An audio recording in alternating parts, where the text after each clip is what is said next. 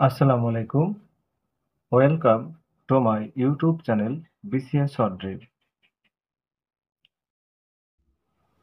একটি কাজ ৯ জন লোক ১২ দিনে করতে পারে। অতিরিক্ত ৩ জন লোক নিয়োগ করলে কাজটি কত দিনে শেষ হবে? তাহলে ৯ জন লোক করতে পারে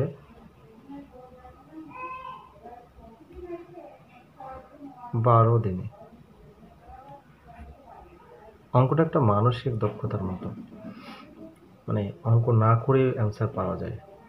দেখুন ব্যাপারটা, তাহলে আমরা যে ৯ জন আছে আমাদের, আর যদি ৩ জন নিয়োগ দিই তাহলে মোট হবে হচ্ছে আমাদের ১২ জন। ৯ জন যদি ১২ দিনে করে তাহলে ১২ জনে নিশ্চয়ই ৯ দিনে করবে, অ্যান্সারটা কিন্তু ৯ হবে।